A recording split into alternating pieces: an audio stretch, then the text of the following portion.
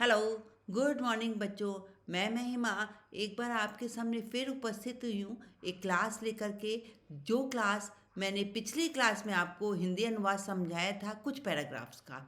Okay, आज फिर जितने मैंने पैराग्राफ समझा दिए थे उससे आगे के पैराग्राफ को आप तक लेकर आई हूँ। और जैसा आप जानते हैं कि ये विचित्र साक्षी जो था एक न्यायालय का सीन है, दृश्य है। और उस न्यायालय के दृश्य में किसी गलत व्यक्ति को फंसाया जा रहा है जो बहुत सही और उचित व्यक्ति है, जो अपने बच्चे की तबीयत खराब होने के कारण उससे मिलने के लिए हॉस्टल में जा रहा था। रात देर हो जाने के कारण वो कहीं विश्राम करता है। जिस घर में वो विश्राम करता है उस घर में चोरी होती है और चोरी के आरोप में उस निर्दोष व्यक्ति को दोषवान करार कर दिया जाता है। इसका ये वर्णन था और अब उससे आगे की बात है वो मैं आपको हिंदी अनुवाद बताने जा रही हूँ। राइट, जब उसे चोरी के आरोप में पकड़ लिया तो उसके बाद का जो सीन है वो क्या कह रहे हैं। अग्रिमे दिने, अगले दिन स आरक्षी, वह सिपाही चोराभियोगेन तम, चोरी के आरोप में, चोराभियोगे, चोरी के आरोप में तम न्यायालयम नीतवान, उसको न्यायालय में या उसको न्यायाधीश के पास नीतवान माना ले आया। न्यायाधीशो बंकिम चंद्र उभाभ्याम पृथक पृथक विवरणम श्रुतवान। न्याय वहाँ पे जो न्यायाधीश थे कौन थे? बंकिम चंद्र। तो न्यायाधीश बंकिम चंद्र ने उभयाम पृथक, उभयाम माना उन दोनों का, कौन कौन से दो? जो एक सिपाही आए थे और जो एक व्यक्ति निर्दोष व्यक्ति था। उभयाम पृथकम पृथकम, उन दोनों का अलग अलग विवरणम श्रुतवान, अलग अलग कहानी सुनी, अलग अलग वृतांत सुना। सर्वम वृत्तम अवगत्य, सारे वृत्ता अववर्तमना, सारे वृतांत को अवगत माना जानकर, सारे वृतांत को जानकर स तम निर्दोषम अमन्यत, उसने उसको, उसने यानी न्यायाधीश ने उसको निर्दोष माना, यानी निर्दोष व्यक्ति को निर्दोष माना। आरक्षण च दोष भाजनम, और सिपाही को दोषी करार किया। किंतु प्रमाणाभावात, किंतु प्रमाण के अभाव में, प्रूफ के अभाव में, स निर्णय तुम ना शक्नोत, वह निर्णय लेने में सक्षम नहीं था, यानी वह निर्णय नहीं ले सकता था।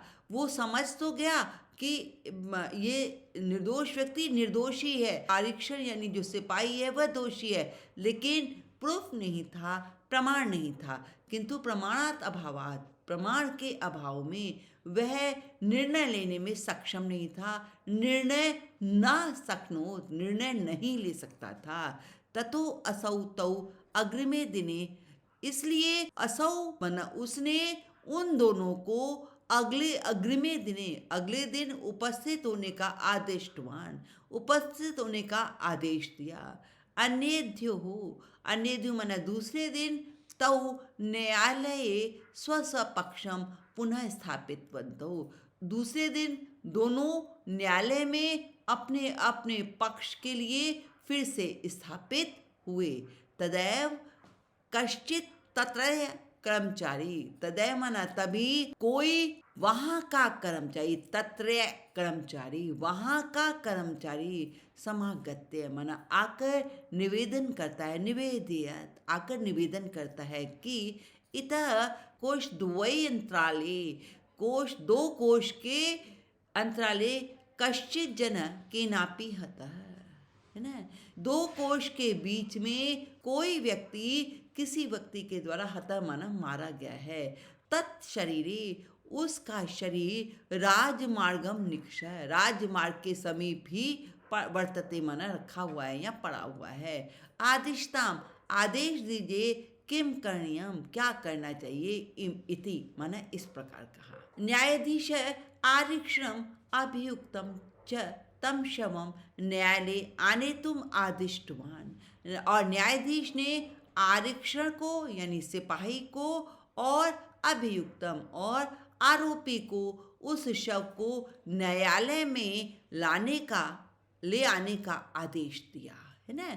वो एक व्यक्ति आया जो वहीं का कर्मचारी था, उसी ऑफिस का, न्यायालय का ही कर्मचारी था, उसने आके कहा, क्या कहा उन्होंने बच्चों, कि ये पास के 2 कोस के दूरी पर के बीच में कोई व्यक्ति मारा गया हुआ पड़ा है और उसका शरीर राजमार्ग के निकट में ही समीप में ही पड़ा हुआ है। अब मुझे आदेश दीजिए कि मैं क्या करूं। तो न्यायाधीश ने किसको क्या कहा, आरक्षक को और आरोपी को शव को लाने का आदेश दिया। ओके, अब देखिए क्या होता है बच्चों, इसके बाद कहानी कहाँ मोड़ लेती है।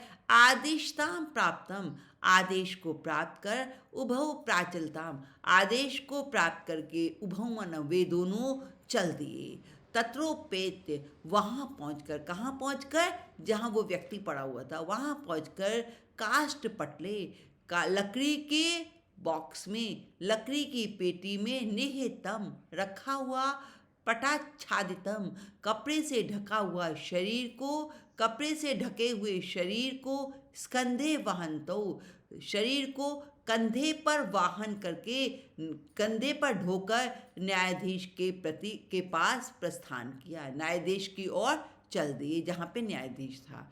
तो आरक्षी सब पुष्ट देह आसीत, आरक्षी माना सिपाही पुष्ट देह वाला था, स्वस्थ शरीर वाला था।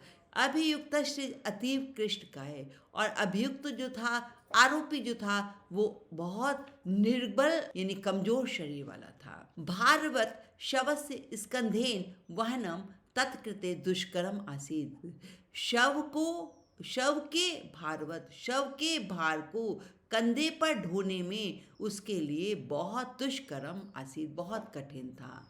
शव के भार को कंधे पर वहनम माना वहन करना उसके लिए, तत्कृते उसके लिए बहुत कठिन था।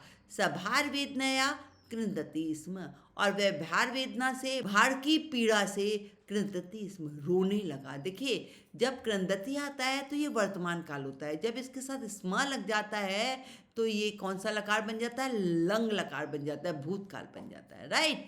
तो तस्य कृंदतम निशम्य, उसके रोने को निशम्य माना सुनकर प्रसन्न हुआ आरक्षी, मुदितः तम उवाच, उससे बोला, रे दुष्ट, तस्मिन् दिने, उस दिन, त्वया अहम चोरिताया मंजूषायाम गृहात वारित, उस दिन तुम्हारे द्वारा मैं चोरी की पेटी को ग्रहण करने से वारित माना रोका गया था। इदानीम निज कृतस्य फलम भुंक्स्व, अब अपने किए हुए का फल भोगो, फलम भुंज्व, अपने किए हुए का फल भोगो। अस्मिन् चोराभियोगे त्वं वर्षत्रयस्य कारादंडम लप्स्यते, चोरी के आरोप में तुम 3 वर्ष के लिए जेल में लप्स्यते चले जाओगे, तुम जेल को प्राप्त होगे। लप्स्यते यानी ये लृट लकार है, प्राप्त होगे। इति प्रोच्य उच्चै हसन, और ऐसा बोलकर जोर जोर से हंसने लगा। यथा कथितंच अभौ शवमानीय एकस्मिन् चत्वरे स्थापितवान, यथाकथ माने जिस किसी प्रकार से, उन दोनों, वह दोनों शव को आनीय माना लेकर एक चबूतरे पर स्थापित कर दिया। जिस किसी प्रकार से उन दोनों ने शव को ले जाकर किसी एक चत्वरे माना चबूतरे पर स्थापित कर दिया। न्यायाधीश पुनः घटनाया विषय वक्तुम आदिष्टो, और न्यायाधीश ने क्या किया, जैसे उसने रख दिया और चबूतरे पर रख दिया, तो न्यायाधीश ने पुनः स्तौ घटनाया, न्यायाधीश ने फिर से इस घटना को पुनः उन दोनों को इस घटना के विषय में कहने का, वक्तु माना कहने का आदेश दिया। आरक्षण निज पक्षम प्रस्तुतवती, आरक्षण ने, सिपाही ने अपना पक्ष प्रस्तुत किया।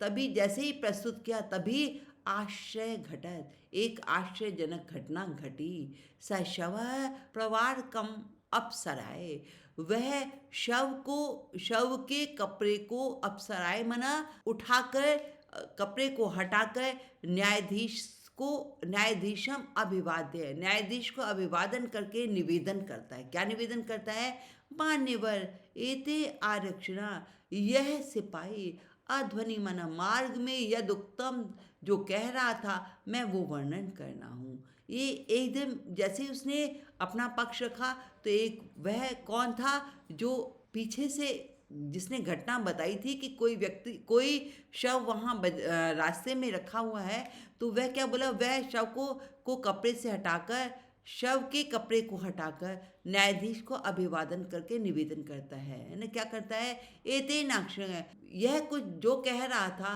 त्वया अहम चोरिताया मंजूषाया, तुम्हारे द्वारा, त्वया अहम, तुम्हारे द्वारा मैं चोरी की पेटी को ग्रहण करने से वारित माना रोका गया था, अतः निज कृतस्य फलम भुंज, इसलिए अपने किए हुए का फल भोगो, अस्मिन चोराभ्योगेन तव त्रयवर्षस्य कारादंडम लप्स्यते, इस चोरी के आरोप में तुम 3 साल के लिए जेल में प्राप्त हो जाओगे, जेल अर्थात जेल को जाओगे। न्यायाधीश आरक्षे कारादंडम आदिष्टम, न्यायाधीश ने आरक्षे मन सिपाही को जेल का आदेश दिया, जेल में जाने का आदेश दिया, और तम जना, और उस व्यक्ति को सम्मान के साथ मुक्त कर दिया, सम्मान के साथ फ्री कर दिया।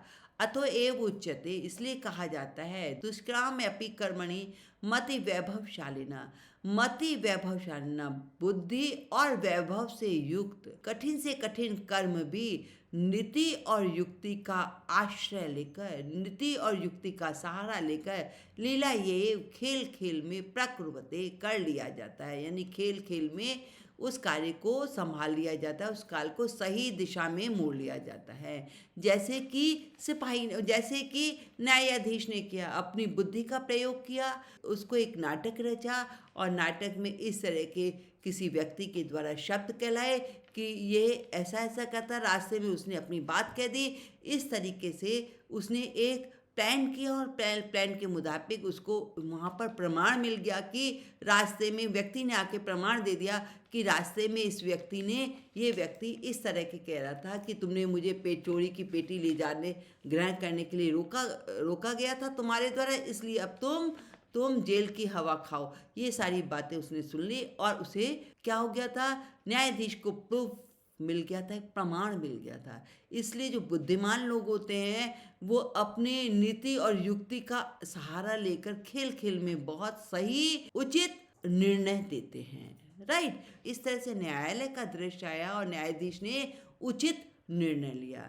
तो ये बच्चों आपके विचित्र साक्षी जो ये चैप्टर है, सैमुशी का चैप्टर है, चैप्टर 8 है, इसका मैंने हिंदी अनुवाद आपको अच्छी तरीके से करा दिया है, अच्छी तरीके से समझा दिया है। अगर इसके बाद भी आपको ऐसा लगता है कि मुझे कहीं दिक्कत हो रही है, कहीं डाउट्स आ रहे हैं, तो आप कमेंट बॉक्स पे जाके इन डाउट्स और इन प्रॉब्लम्स को सॉल्ट आउट कर सकते हैं। और नेक्स्ट एक्सरसाइज की क्लास लेके मैं आपके पास बहुत जल्दी आ रही हूँ। तब तक के लिए good bye, okay, thank you बच्चों, थैंक यू।